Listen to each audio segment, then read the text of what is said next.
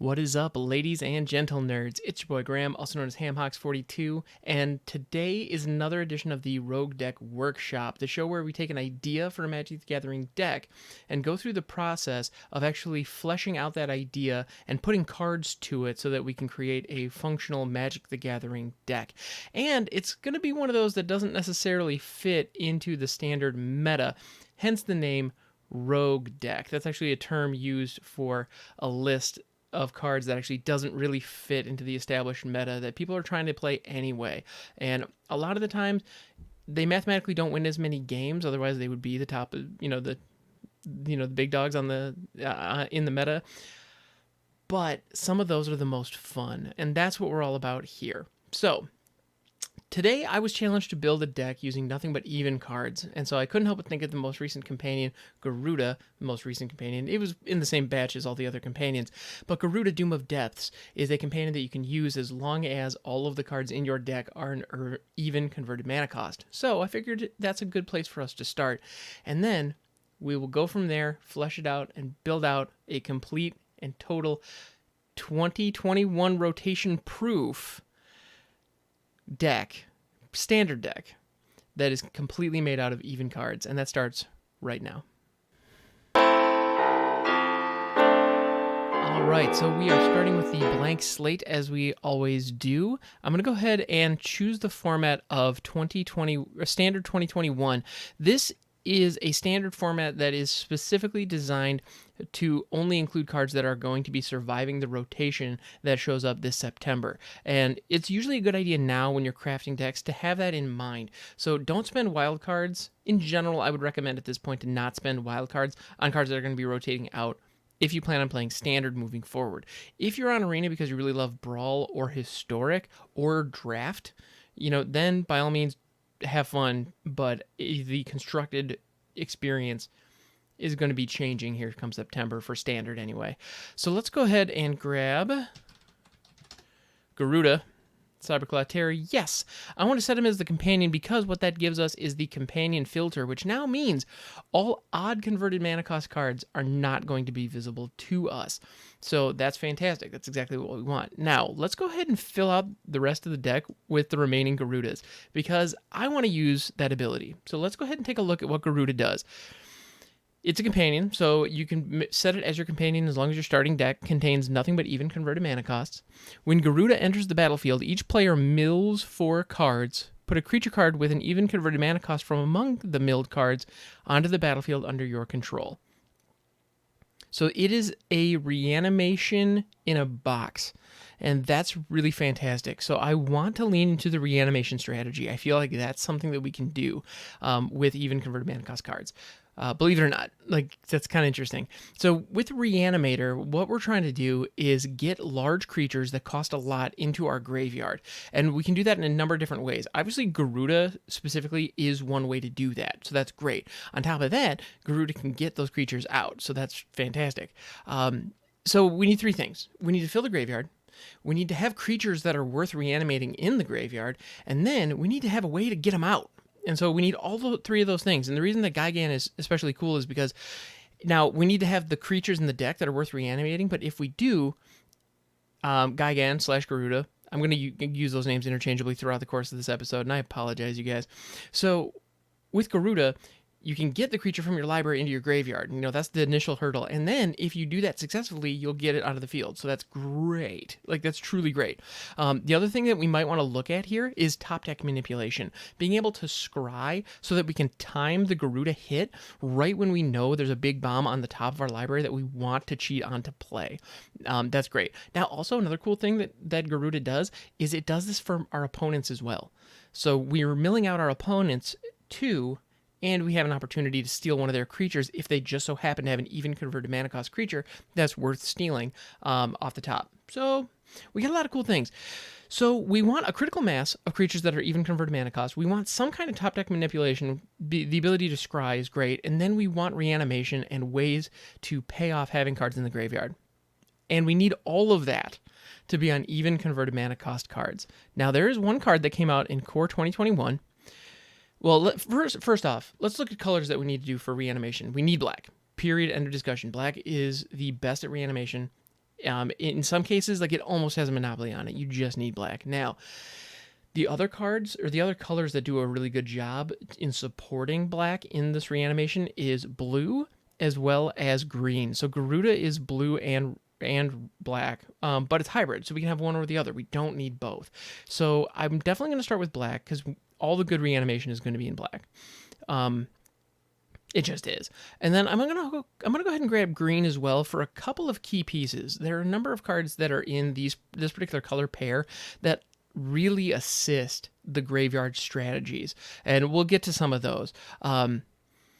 So first, the first thing that I want to see, and you know what, we can filter on blue initially as well. Actually, you know what, let's not worry about blue just yet. Let's see if we can make this black-green, because with the hybrid blue in Garuda's mana cost, it would be solid to play Garuda in decks with, you know, that are heavy blue. That's certainly an option. But since we're going to be looking at the reanimator strategy, the black is the part that matters. And because it's a 6-drop, if it was a 6-drop with 2 black pips, I'd have no problem running 2 colors with that mana cost in the mix. So the fact that that's hybrid is kind of irrelevant. We can treat that as 2 black for our purposes here, and that's just fine. All right, so I was saying that there's a card that came out in Core 2021 that I really think is going to be an absolute bomb in this, and that is Carrion Grub. I love that card, and let me show you why. So Carrion Grub is another card that helps mill yourself, and on top of that, once there are creature cards in the graveyard, if they have a high power, Carrion Grub's power becomes their power, and it has a starting toughness of 5. So it is a 0/5 for 4, but it's not going to stay a 0/5. So if you have a very large creature in the graveyard, Carrion Grub becomes a very large creature that only costs you 4, plus you got to mill yourself, which in this case is a very good thing. So I'm going to grab 4 Carrion Grubs, because I'm feeling like Carrion Grub is going to be an absolute bomb in this deck. Yeah, and so we want to leverage that for sure. Cool. So that's just one that I knew right off the top was going to be good. So the other challenge about limiting yourself as far as the mana curve is concerned, especially when a restriction is as tight as only even cards, is we're not going to have any 1-drops, we're not going to have any 3-drops, and we're not going to have any 5-drops. Like, those are really significant parts along the curve. That's really something. So what we need to do is we need to find a way to make our 2-drops fantastic, and we need to make our 4-drops fantastic. And if we have any way that we can ramp mana so that we can kind of help skip over those blank spaces in the curve, that can be really, really helpful. And that's something that green can help us with too, potentially. So I'm going to go ahead and we want it to be creatures. Just in general, we want these to be creatures. So let's go ahead and take a look at 2-drop creatures. And at this point, I got to be honest, I have a couple of ideas as to what we might be looking at, but I'm also trying to go into this with an open mind, and I'm expecting to be surprised a little bit. So Ephemia, the Cacophony, actually could be something. At the beginning of your end step, you may exile an enchantment card from your graveyard. If you do, create a 2/2 black zombie creature token. Ephemia is really solid in a deck with a lot of enchantments. So if we want to lean into enchantment creatures, that actually could be a way to get the best of both worlds. However, I can't think of enough enchantment creatures that are even specifically. Like, I feel like we have too many restrictions on the deck already, is really what it comes down to. So I don't know that there are enough big enchantment creatures at the higher mana costs that are specifically even to really make that worthwhile. And once we have big creatures in the graveyard, I would much rather we reanimate them, bring them back onto the field in one way or another. So I'm hesitant to grab Ephemia here, although we can put a pin in that. If we find ourselves grabbing enchantment creatures later, then it might be worth coming back for. But as it stands, I think it's worth moving on. Kitesail Freebooter actually could be a pretty decent way to get some tempo against our opponent. So that could be pretty solid. Let's see. It enters the battlefield. Target opponent reveals their hand. You choose a non-creature, non-land card. Yeah, it's duress on a creature. So that actually gives us a 1/2 flying blocker, which is significant, and it also gives us an opportunity to mess with our opponent's hand, which is also significant. So that is a tempo play. It fits the restrictions that we've put on ourselves nicely. I feel like Kitesail Freebooter is a really solid 2-drop. What else we got? Lampet of Death's Vigil and Malevolent Noble are both really interesting sack outlets, but they're really more for limited than constructed. I don't see much going on there. But here we go. Malakir Cullblade. So this is actually a newer card, if I'm not mistaken, that was part of the welcome decks they just recently added to Arena. There are a handful of those that actually, and so we all have a number of new cards added to our collection. It would definitely behoove you to take a look through and see, do some of these exercises where you're double checking your collection and seeing what's out there. Because we all have a lot of new cards right now that only exist in Arena. And I don't know if there's a list of them anywhere, but Massacre Cullblade is one such card. So let's take a look. Whenever a creature an opponent controlled dies, put a +1/+1 counter on Massacre Cullblade. All right, that's pretty cool, actually. I would love to build a deck around that, like a Grixis control deck that's based around killing creatures with Massacre Cullblade as the finisher. That actually could be a lot of fun. Yeah, it almost feels like a black equivalent of Ajani's Pridemate. That's a little less good. It's a little bit tougher to trigger, but man, when you do, that thing could get crazy. That and like a Death Touch deck could be super duper fun. Mire Triton, it mills your opponent and it mills you. We gain life. These are all good. And the most important part is we get a 2/1 Death Touching blocker. So that is going to help against aggro decks by kind of giving them something to push against, and giving them a real obstacle. It's funny. It's the Mire Triton is a 2/1, but it is best as a defensive creature. So that's interesting, and I feel like it fits what we're doing here. Order of Midnight is also tempting because it is a creature that costs 2. So it is a 2-drop creature that we could leverage. I'm starting to get a little bit nervous about the tempo plays that we've got going. And the other thing with Order of Midnight is the Alter Fate is kind of nice. So I feel like we need some more bombs. We need to get to some of the better stuff. Timeret, Chosen from Death, power and toughness equal to Devotion to Black. I really don't want any devotion in this. Don't like how that looks. All right, so now we're getting into green. Let's see, Destiny Spinner. Creature and enchantment spells you control can't be countered. That's pretty great. And then target land you control becomes an XX elemental creature where X is the number of enchantments you control. We're not going to be doing enchantment stuff, but the idea that our creatures could not be countered. Destiny Spinner feels like a really good sideboard piece against control. So I want 4 of those in the sideboard because if we're going up against an opponent who has counters, I want to be able to slot the Destiny Spinner in so that those become ineffective. That's going to be really, really valuable. Drowsing Pteranodon is also a really solid creature, believe it or not. You can do a lot of fun things with this guy, the big sleepy boy. Basically, he's just a really good value. That's really what it comes down to. Drowsing Pteranodon is a 3/3 for 2 with Defender, but as long as you control a creature with power 4 or greater, you can attack as though it didn't have Defender. So it's really just a 3/3 for 2 is what you end up with at the end of the day. And you may not be able to swing with it the very first turn, which is kind of no big deal. I feel like we can probably do better though, and it and Mire Triton are going to be filling a lot of the same voids as the 2-drop defensive play. So I want to lean into Mire Triton for that role. So let's go ahead and keep moving. Let's see. In Humble Naturalist, add 1 mana of any color. Only spend this on creatures. That actually could be interesting. Humble Naturalist is a possibility. I'm going to go ahead and throw 1 in the deck right now. Elysian Caryatid. Actually, I think this might be better. And then if you control a creature with 4 or greater, add 2 mana. Yeah, no, that's significantly better than Humble Naturalist. So let's go ahead and throw 4 Caryatids in there because that's going to help us ramp up. All right.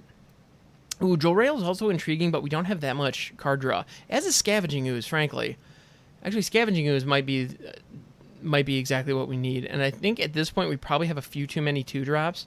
But man, Scooz is just so freaking good, and it fits what we're doing exactly. So let's see, maybe not the Caryatid. We might not need the Caryatid.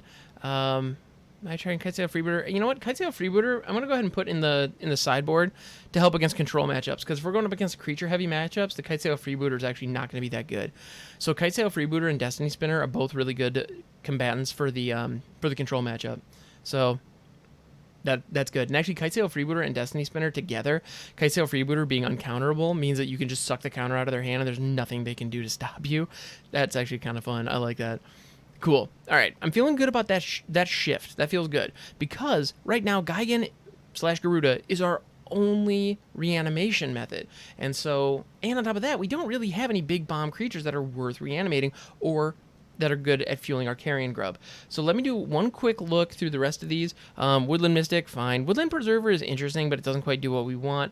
Devourer of Memory, whenever one or more cards are put into your graveyard from anywhere, Devourer of Memory gets +1/+1 until end of turn and can't be blocked this turn.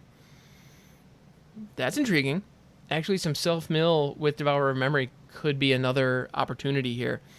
Then we also have Croxa, Shevel, Bane of Monsters. What's your deal? 1/3 Death Touch for 2.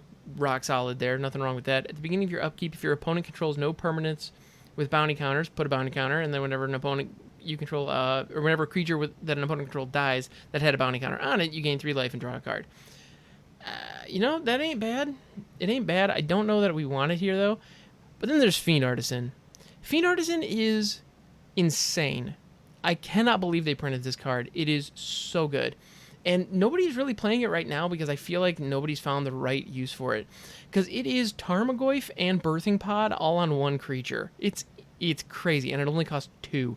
So I feel like we need Fiend Artisan in this deck. We absolutely need it. In fact, I'm going to go ahead and drop the Elysian Caryatids for right now. I'm going to drop the Elysian Caryatids because right now we don't have that many expensive creatures, and we have a lot of good defense. So against the aggro matchup, we could just hold out in the early game, and that's not nothing for sure. All right, and so what else do we got? Skull Prophet is actually rock solid here, but I feel like it's not as good for the cost as something like Fiend Artisan and Scavenging Ooze, and as a result, we're a little bit too tight on two drops. Yep. We're tight on 2 drops, so I don't think Skull Prophet is a good fit here, although it does what we want to do. Yeah, okay, cool. So I think we're good on 2 drops. I mean, Mire Triton is great, restocks our graveyard, helps guard our face or in the early game. Scavenging Ooze has an opportunity to really grow out of hand and just get big and nasty, which I love to see. And then Fiend Artisan it gets +1/+1 for each creature card in our graveyard. It's a 1/1 for 2, naturally. But again, it gets +1/+1 for each card in the graveyard. So if we're filling for each creature card rather in the graveyard. So if we're doing a good job of stocking up our graveyard, this guy's going to be huge. And then you can pay X and 1, tap, sacrifice another creature, search your library for a creature card with converted mana cost X or less, put it onto the battlefield, then shuffle your library. Activate this ability only anytime you can cast a sorcery. So because we have Garuda in the deck, if we're at a point where we have a Mire Triton down, it's late enough in the game that we have the mana up, we can actually pay 7 to Fiend Artisan, sacrifice Mire Triton, and go fetch out a Garuda straight out of our deck and just slam it right on the field. So that gives us a 6/6, then we mill and potentially grab a whole nother one. Like, that's bonkers. If we can get to a point where that's a potential, we're going to be in really, really good shape. All right, so let's look at 4 drops and 6 drops. And I also want to look at 8 drops. Unfortunately, the filters only does 7+, so we are going to have to get a little creative with that. And actually, if I'm not mistaken,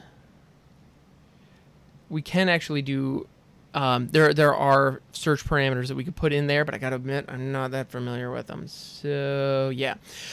All right, so what do we have here? I see Batra, the Dark Destroyer, as a potential removal target, which is, or a potential way of adding removal to the deck, which is just fantastic. So this is a card that if we have it late in the game, we can mutate it onto an existing creature to not only destroy target creature or planeswalker, but also give that creature flying. So it's a way of lifting off our carrion grub that might be like a 7/5 or an 11/5 or whatever like it ends up being. And so that's freaking awesome. So that's something that we can definitely do. Let's go ahead and throw, I'm going to say 3 of those in there. We don't necessarily want to see it every game. It's kind of situational, but in that situation when we see it, it's excellent. All right, so what else we got? Karavek is interesting. I want to build a deck around this guy sometime, but it's not this one. Let's see. Nightmare Shepherd could be truly bananas. Rankle is also truly great and could really do what we want to do. I'm going to go ahead and grab 2 Rankles because Rankle has haste. So if we do hit Rankle off of Garuda, then we'll have an opportunity to swing immediately, which is freaking awesome. Nightmare Shepherd, I'm intrigued by. However, we're not doing sacrifice action. So the way that Nightmare Shepherd works is whenever a non-token creature you control dies, you may choose to exile it instead of sending it to the graveyard. If you do, you create a 1/1 that is a copy of that card. So if it had any enter the battlefield abilities, those go off. And so it's interesting, but we want to be reanimating powerful monsters. That's kind of the theme that we're aiming for and really what we're shooting for here. So I think Nightmare Shepherd, because it modifies the power and toughness when you choose to reanimate with it, it doesn't exactly fit what we're doing. So let's go ahead and keep on moving.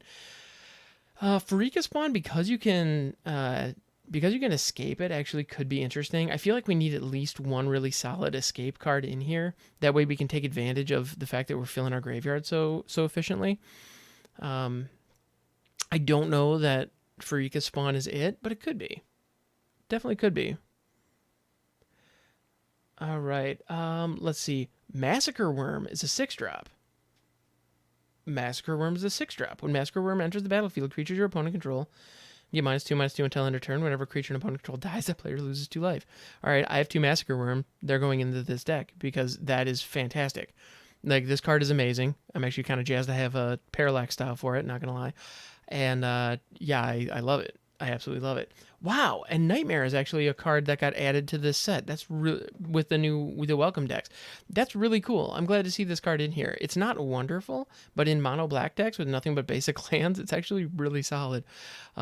Anyway, that's a bit of a tangent. It's not going in this deck because we're not going to have that many swamps, but its power and toughness are equal to the number of swamps you control, and it's a flying Nightmare horse. It's kind of fun. That's an older card that I have a lot of fond associations with, so it's a little blast from the past, if you will. Cool. So we also have Space Godzilla, the Space Godzilla Void Invader, not to be confused, of course, with Space Godzilla Death Corona, which of course didn't happen. Wink, wink, nudge, nudge. Don't worry about it. So with Void Invader here, it's an 8/8 for 8, so that actually fits with Death Touch, which, I mean, at that size, Death Touch is kind of incidental, but that checks a lot of the boxes. It's big, it has an even converted mana cost, and it also has an ability for 3 where you can cycle it and put a Death Touch counter on something. So that gives us a couple of things. That gives us a turn 3 option. So if we have 3 mana up, that we can actually play something with using all of our mana. That's kind of fun and kind of cool. That also can put an 8/8 in our graveyard. So with the Void Invader, and I'm going to go ahead and just slot that in right now, 90% of the time, we're going to be cheating that into play with Garuda or whatever other reanimation that we end up grabbing for this deck. But we're also going to be cycling it away a lot, actually, and that makes our Carrion Grub an 8/5. So I'm feeling pretty good about that pickup in this deck. Massacre Worm also makes our Carrion Grub a 6/5. So that ain't bad either. All right, so what else do we got? A Rasta, intriguing, not really what we're going for. Baloth Pack Hunter. This is a new one that I haven't seen before. 3/3 for 4 trample. When it enters the battlefield, put 2 1/1 counters on each other creature you control named Baloth Pack Hunter. Okay. That's fine, but it's not what we're doing here. That's fine for a welcome deck, you know. That's what I'm seeing there. All right. One of the things that we are going to be going up against a lot is Temur Clover. That is something that, by that I mean the Temur Adventure deck. It is very common. It's kind of all over the place. And so what I'm going to do is I'm going to throw 2 Gem Razors in our main board and slot 2 more in the side, because being able to answer that is going to be really important. And so being able to destroy artifacts is going to be a big deal. And also being able to destroy enchantments could be nice and useful in a lot of situations as well. All right, we also have Questing Beast. Questing Beast is about the biggest, baddest green creature we can ask for at 4 mana. So that ain't bad. Actually, who am I kidding? Let's go ahead and just slot that in right now. And you know what? I'm actually going to go ahead and craft 2 of those so that we have access to 3 of them. All right, so Questing Beast is in because reanimating a Questing Beast is fantastic. It's a 4-drop that is worth reanimating, and that's saying quite a bit, actually. All right, Feasting Trollkins is a 6-drop, 7/6 Vigilance Trample. So that actually could be something. When Feasting Trollking enters the battlefield, if you cast it from your hand, create 3 food tokens. Then you can sacrifice 3 food tokens to return it from the graveyard to the battlefield. Okay, so it can reanimate itself later on.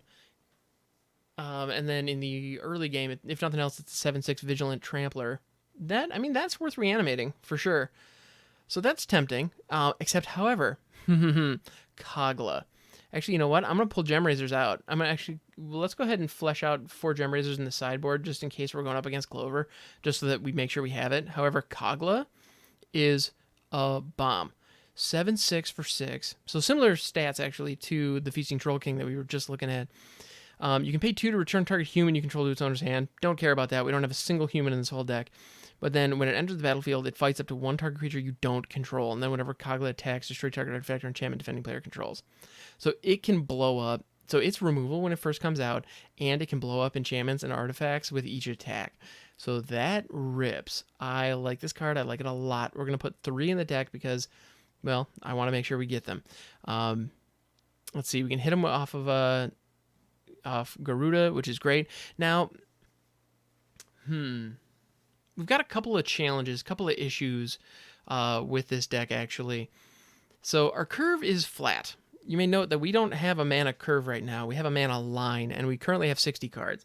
So we need to make some cuts and then flesh this thing out with some more role players, as well as opportunities to ramp. Because having this many 6-drops, I mean, perfect situation, we're going to be reanimating them. But you'll notice we don't actually have any reanimation spells other than Gigan right now. And so, yes, we want to have a lot of big crazy creatures in here. However, like, we need to be able to actually use them, you know? And that's something that we don't have right now. We don't have a consistent way to actually use the creatures that we're filling our graveyard with. So let's go ahead and go back to our Golgari action. Looks like our filter got thrown off, but you know what? I'm okay with that. So I want to find... We still have our companion filter on. So as far as the cuts go, I'm not exactly sure what we need to do on those yet, but let's go ahead and find cards that let us discard. Because when a card gets stuck in our hand, that is a real issue. So Rankle is going to help us do that. You know, if we have a Kogla in our hand and we don't have 6 mana down, we don't necessarily want to ramp into Kogla. That's not what we're trying to do. I mean, 6 mana is not terribly hard to get to, but if we're going to be a reanimator, we need to be pulling them out of our graveyard. And the reason that we're pulling them out of our graveyard is because we can pull them out of our graveyard faster than we could if we ramped into it.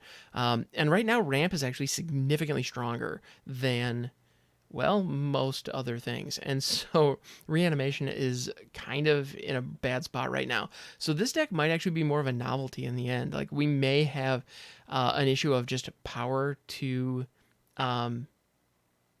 Yeah, it might just be a power issue at the end of the day, which would stink, but if that is what it is, well, that is what it is. But let's see. So Liliana, Waker of the Dead, pay 1, you get the +1, each player discards a card, excellent, and any opponent who can't loses 3 life. So that's delightful.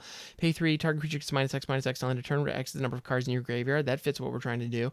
And then -7, you get an emblem at the beginning of combat on your turn. Put target creature card from a graveyard onto the battlefield under your control that gains haste. Let's definitely throw... I'm going to go ahead and throw 2 lilies in there because that's really solid for what we're trying to do. Because that can reanimate, but more importantly, it allows us to discard. All right, that's about all we see there. Let's go ahead and look at...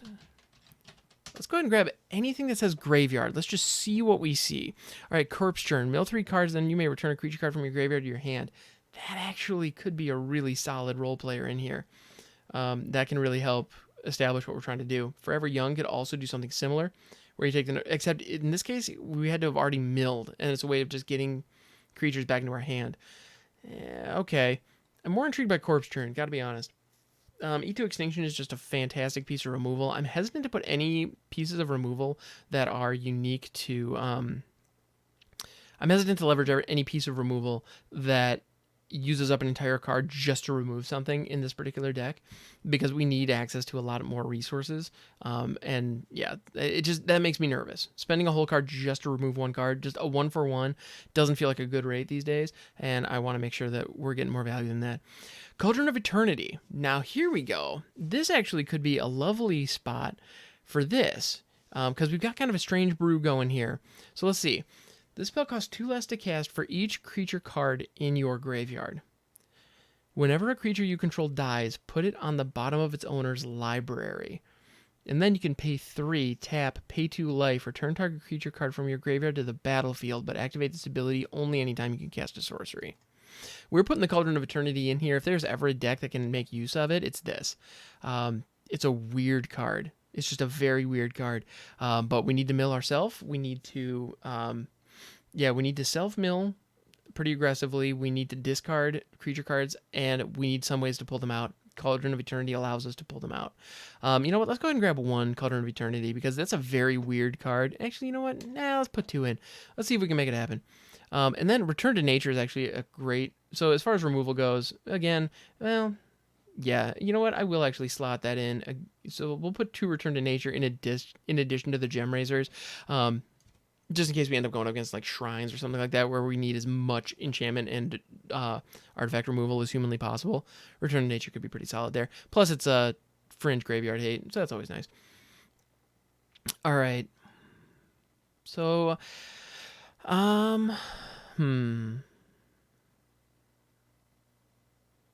So this is all pretty solid. We have things like Once in Future, Mythos of Brokos. Oh, Nailia Kenai, what's your deal? As long as your devotion to green is less than 5, it's not a creature, fine. Creature spells you cast cost 1 less to cast. I like that. And then you can pay 3, reveal the top card of your library if it's a creature card, put it in your hand, otherwise you may put it into your graveyard. The fact that it can't put creature cards into the graveyard really bums me out. It is straight up card draw, and it's a 3-cost activation, so that's not bad. And the cost reduction on our creatures could certainly be worth it. But I don't know. I'm not so sure. Meanwhile, Atris, Oracle of Half-Truths, I gotta admit, I kind of love this card. Like to the point where I'm considering splashing blue for it. But it doesn't quite fit what we're doing. All right. So, okay. We got some good stuff there. Let's throw in 1 Polukranos because that card is an absolute bomb. And it's also removal in our colors. And it's also an escaper. So we can take advantage of that later in the game. Oh, and wait a minute. Why, hello. Back for more. A card that costs 6 that at instant speed, return target creature card from your graveyard to the battlefield. When you do, it fights up to 1 target creature you don't control. Boom. Back for More needs to get into this deck. It needs to get into this deck now. And in fact, we can take Polukranos out because Back for More turns any one of the creatures that are in our graveyard into a Polukranos by fighting the moment it comes back out. Now, I only have 3 Back for Mores in here, despite the fact that this is the perfect deck for Back for More, because it's a late game play. And as a result, it's not going to be as advantageous for us as it would be in other situations. You know, we don't get an opportunity. We can't use it to cheat creatures out faster than we would otherwise want to, unfortunately. Instead, we're relegated to use it as a removal spell late and a way to make a large shift on the board. And the other thing about Back for More, this card doesn't look that great at first glance, but it is instant speed reanimation. There are very, very few instances of instant speed reanimation in Magic the Gathering. It's very rare. And here is an example of it. And that's great. So yes, it's expensive, but it's a phenomenal tempo play because you could look wide open even with only 1 card in your hand. Your opponent could swing in. Like, imagine this. If we have a Garuda in our graveyard, our opponent attacks us with 2 creatures. We Back for More Garuda attacks us with 3 creatures, okay? And that would be lethal. It'd be lethal if any one of them gets through. Okay, we're at 1 life. We have 1 card in hand. Our opponent attacks us with 3 creatures. Let's say they're all 2/2s or whatever. It doesn't really matter. We cast Back for More, pull Garuda up. Garuda hits the battlefield. The moment Garuda enters, it fights one of the creatures, killing it, and then we mill both decks until we get to another creature. That creature comes onto the battlefield. We now have 2 potentially really big creatures, like a Kogla or a Massacre Worm, and then we can block the remaining creatures. Actually, if it's a Massacre Worm, they might just straight up die immediately, and then we can just block them. And now we have taken a situation where our opponent had lethal on board, swung into us, and on their turn, we killed one of their creatures, brought out 2 monsters that are bigger than anything they have, and took out the remaining attackers, potentially wiping their board completely and putting us in a position where we went from completely dead in the water to back in this game and potentially dominating the game, all with 1 card. That potential is money, and I want to take advantage of that. But it is somewhat situational. So I don't necessarily want 4 of them because it's just a dead card in the early game, and that would really stink. All right, so the other thing that I want to take a look at real quick is mill. I want to see cards that mill us because we need to be milling. We need to be milling. We need to be milling aggressively. So let's see.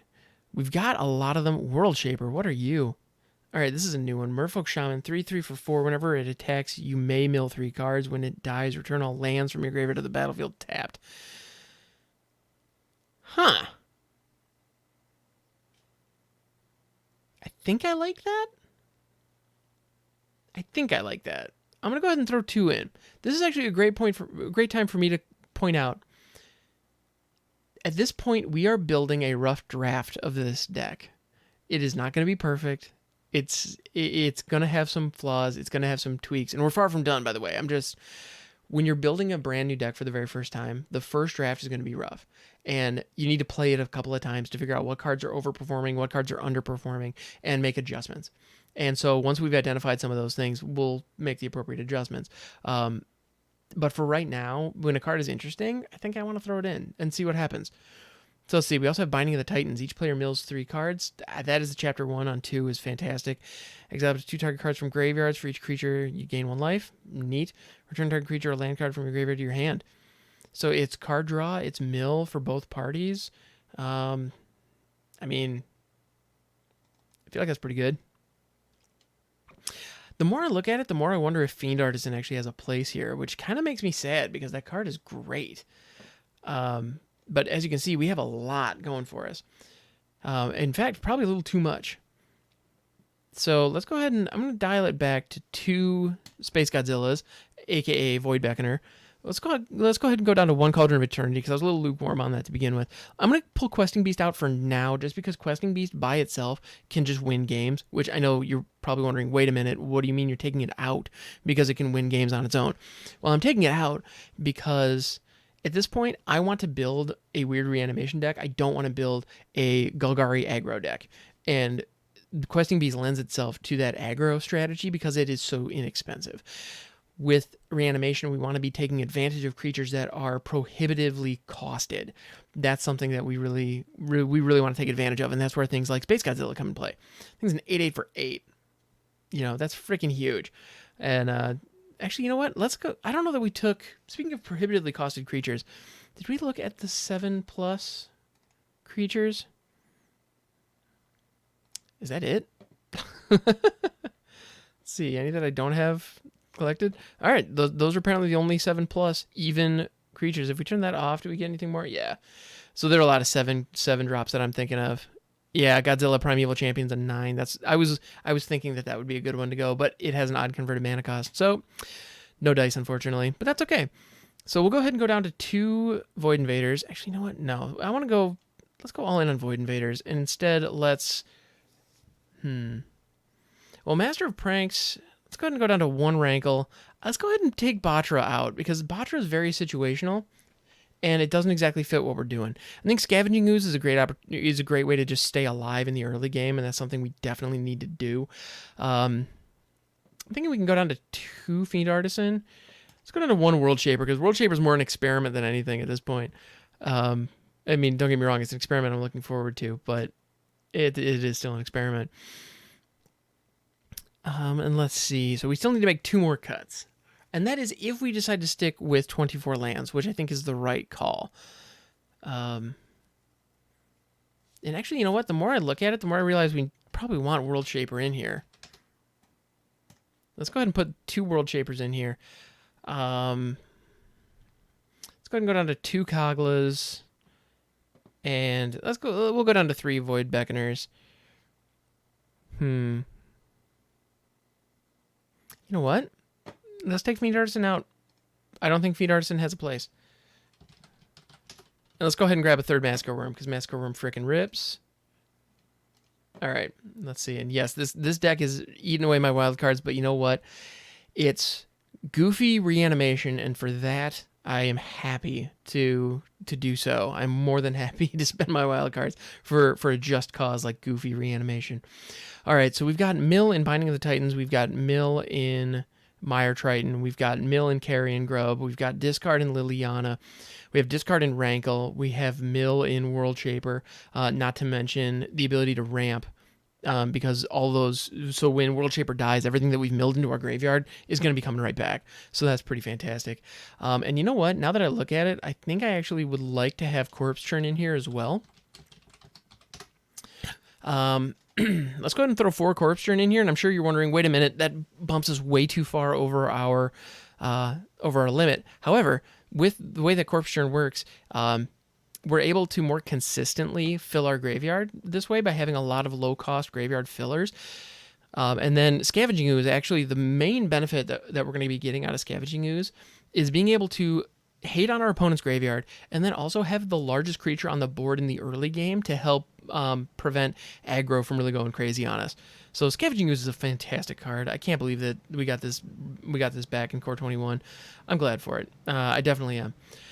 So as a result, we do need to slim some things down again, but you know what? Actually, the cycling on Void Invader, you know what? Let's go ahead and take Void Invader out. All right. I mean, I know I've been going back and forth on that, but I feel like that's the right call. Cool. So we got that, and then we could go down to one. We could go down by one Binding of the Titans. That is an option.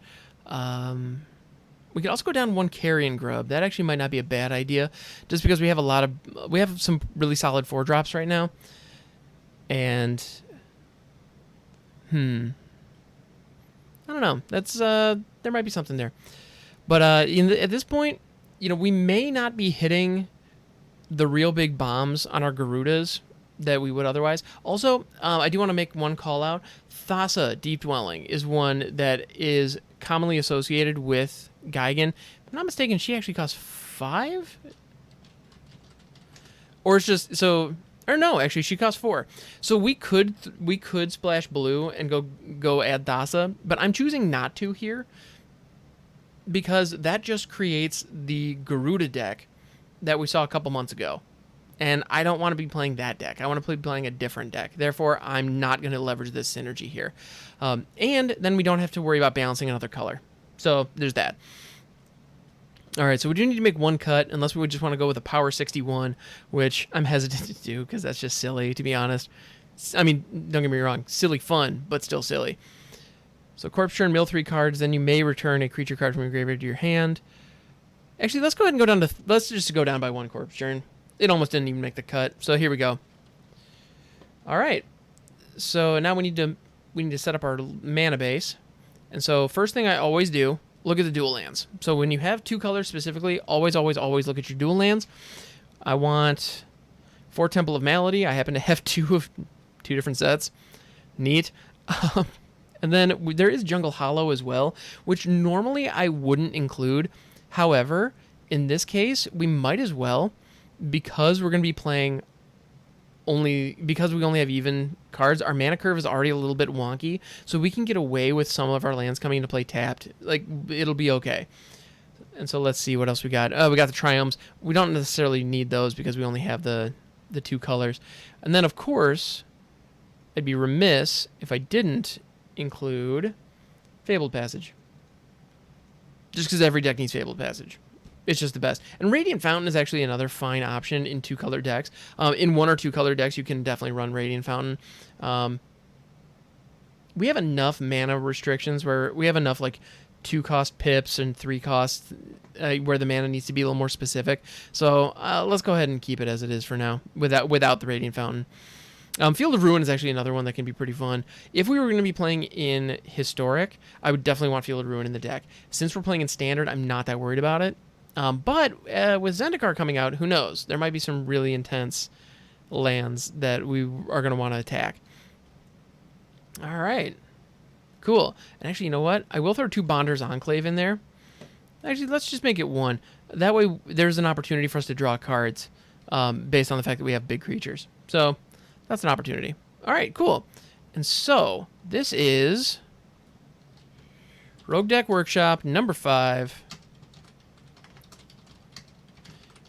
Even the Grave. I'm going to go ahead and be super, like, dark and brooding with that.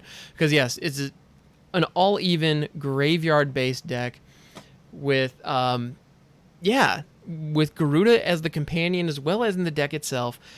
And some interesting mill synergies. So it'll be interesting to see this fire off. And how many more times can I say the word interesting? I believe that this deck has an opportunity. It's going to be a little bit slow, perhaps. And so it's not going to be super competitive in... I think right now, if I took this into the standard ranked queue, I'd probably get wrecked. But in the standard events or the standard play queue, we can definitely have some fun. So keep an eye out for some gameplay videos. That's going to be coming with this deck shortly. And then you can also see it live on stream, twitch.tv/hamhawks42. I'm over there almost every day of the week. And yeah, I look forward to catching you over there. And if you have any other suggestions for decks, please let me know. You can also catch me on my podcast, Overthinking MTG, where I look at a specific Magic card and talk about it for a little bit too long. So yeah, we have a lot of fun with that. Thank you so much. I hope you appreciated this episode. If you have any feedback or any other questions, please don't hesitate to leave them in the comments below. And also, if you could, press like and subscribe. That helps the algorithm quite a bit, and I appreciate it. Thank you so much. I hope you are having a wonderful day. And don't forget that you are a good person, and you deserve to be happy.